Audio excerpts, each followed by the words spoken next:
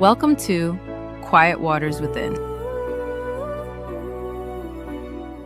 One text after 4 days of silence, and you feel relief so strong it scares you. A good morning out of nowhere, and your whole day changes. A little effort after a long stretch of none, and you call it a good sign. I need you to hear this plainly. That is not affection. That is a crumb. And you have been calling crumbs a meal for far too long. Let's name exactly what this actually looks like. You wait for a text back like it's a competition you might lose. You celebrate the bare minimum. They remembered your birthday. They showed up once.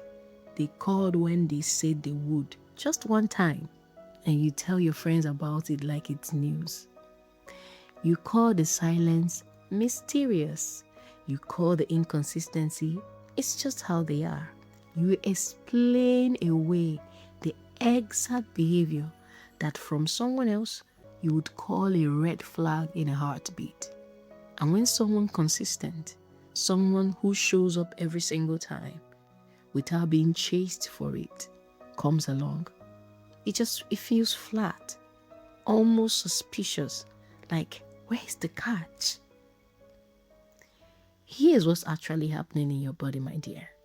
Crumbs are more addictive than a full meal.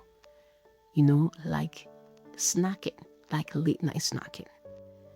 Not despite the scarcity, but because of the scarcity. When affection comes unpredictably, your brain doesn't know when the next beat is coming. So it stays hooked, watching, waiting, hoping.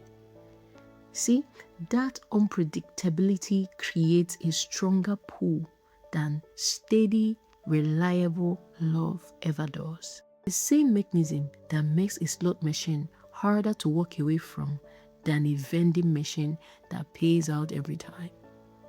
So the crumb giver isn't more compelling because they are better for you. They are more compelling because your nervous system is stuck in a loop, chasing the next hit of relief. And relief feels like love if you've never been shown the difference.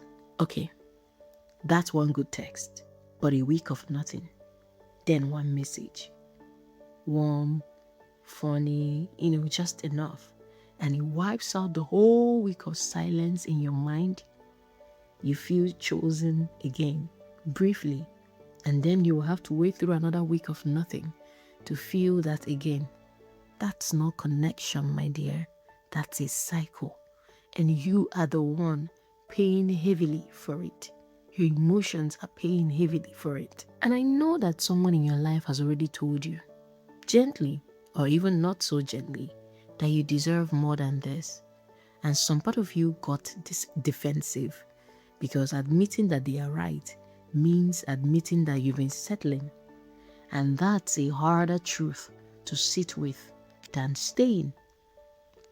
Okay, here's how we can shift all this whole drama. Enough is not a feeling.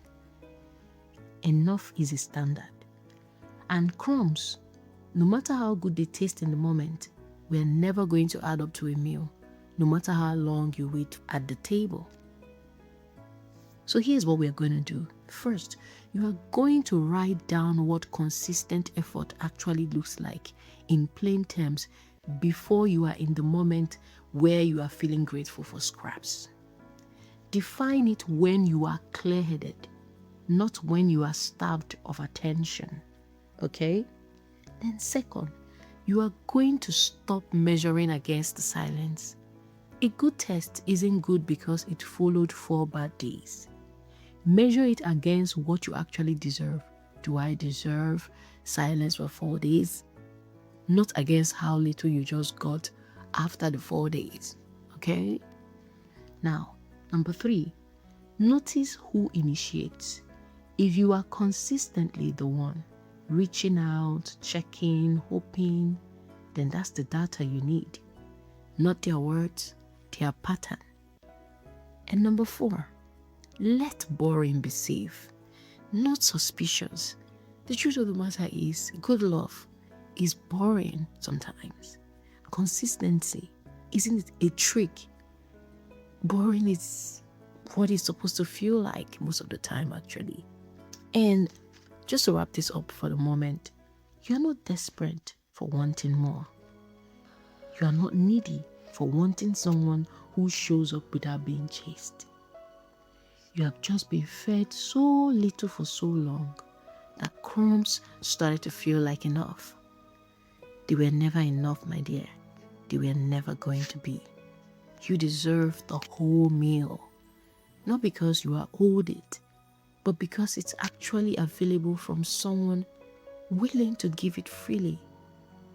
Just know that there is someone willing to give it freely. And this is just episode 1. If this called out something in you, I want you to stay with us. Subscribe, because episode 2 goes even deeper into why the intensity feels like love when it isn't love at all. I'll see you next time on episode 2 on Quiet Waters Within.